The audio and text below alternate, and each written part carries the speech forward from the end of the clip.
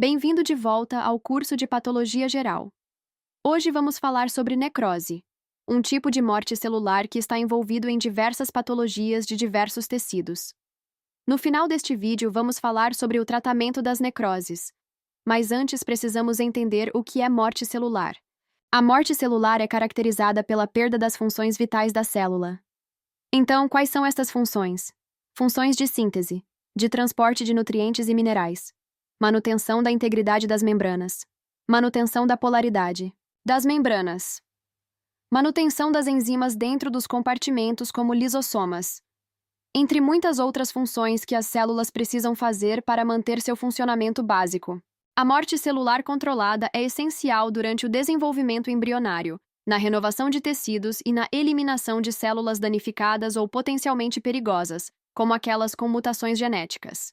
Um exemplo clássico é o da formação dos dedos nas mãos e nos pés durante o desenvolvimento fetal, que ocorre graças à eliminação programada das células que inicialmente conectam essas estruturas.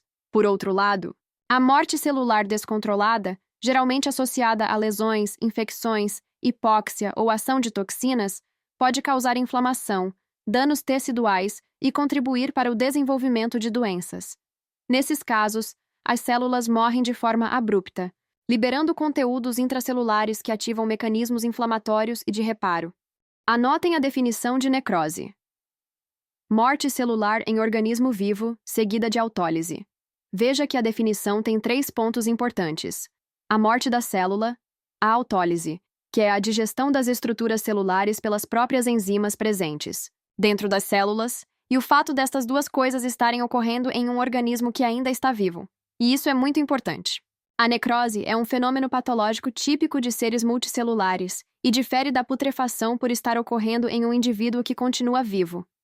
Isso é importante, pois na patologia da necrose está incluída a inflamação provocada pela morte desorganizada, a intoxicação do restante do organismo devido a detritos resultantes da autólise descontrolada, como, por exemplo, intoxicação do fígado, lesões renais, etc. Desta forma, é diferente você ter uma parte de seu tecido muscular morto em sua perna e um bife apodrecendo sobre a pia da cozinha. No caso do bife, você tem a morte celular seguida de autólise, mas isso é chamado putrefação. Somente quando ocorre em um indivíduo vivo é que você vai ter inflamação, intoxicação, febre, etc. E então é chamado de necrose. Mas afinal, como tratamos a necrose? É importante entender que não tratamos a célula necrosada em si, pois ela já perdeu sua viabilidade. O tratamento se concentra em conter o processo, preservar o tecido viável ao redor e corrigir a causa subjacente da lesão. O primeiro passo é sempre identificar e remover a causa da necrose. Em casos de isquemia, por exemplo, o foco está em restaurar o fluxo sanguíneo o mais rapidamente possível, seja com medidas clínicas, medicamentosas ou cirúrgicas. Em infecções, o uso de antibióticos, antifúngicos ou antivirais adequados é essencial. Outro aspecto crítico é o controle da inflamação. A necrose provoca a liberação de substâncias pró-inflamatórias, que podem lesionar tecidos adjacentes. Anti-inflamatórios, suporte clínico e monitoramento laboratorial ajudam a limitar o dano secundário. Além disso, pode ser necessário remover o tecido necrosado, seja por desbridamento cirúrgico, uso de enzimas tópicas ou técnicas modernas como a terapia por pressão negativa. Essa remoção evita infecções, favorece a cicatrização e permite que o organismo reconstrua a área lesada com maior eficiência. Em alguns casos, como em gangrenas ou necroses extensas, pode ser indicada até mesmo a amputação de um segmento corporal, sempre com o objetivo de preservar a vida e evitar complicações sistêmicas graves, como a sepse. Também é fundamental o suporte sistêmico ao paciente. Controle da dor, hidratação, suporte nutricional e tratamento de comorbidades. Em situações graves, o paciente pode necessitar de cuidados intensivos. Portanto, o tratamento da necrose é multifatorial. Ele exige ação rápida, avaliação clínica precisa e abordagem interdisciplinar.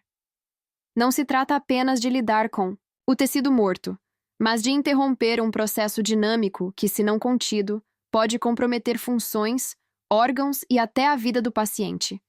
Em resumo, tratar a necrose é tratar o contexto que a causou, os efeitos que ela produz e os riscos que representa.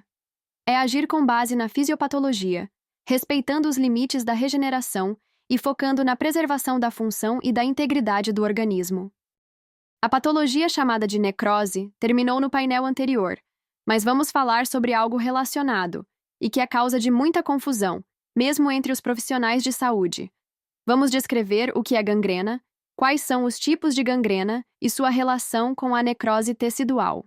Importante perceber que necrose é um fenômeno celular e pode ocorrer em uma única célula ou ocorrer em um grande número de células tomando parte de um tecido assim como parte de um órgão, ou mesmo a totalidade de um órgão ou estrutura.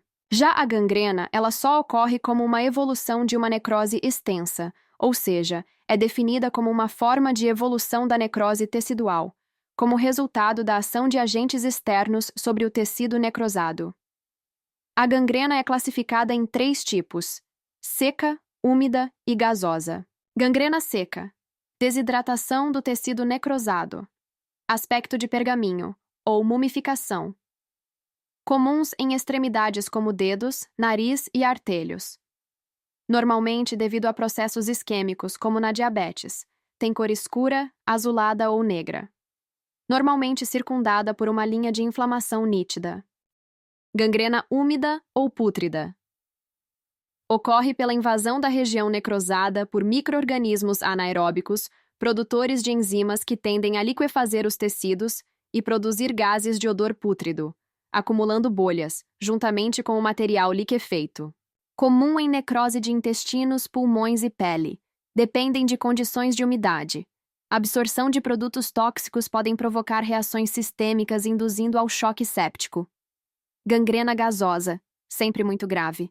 Secundária à contaminação do tecido necrosado, com germes do gênero Clostridium, os quais produzem de enzimas proteolíticas e lipolíticas e grande quantidade de gás, comum em ferimentos sujos com terra contaminada.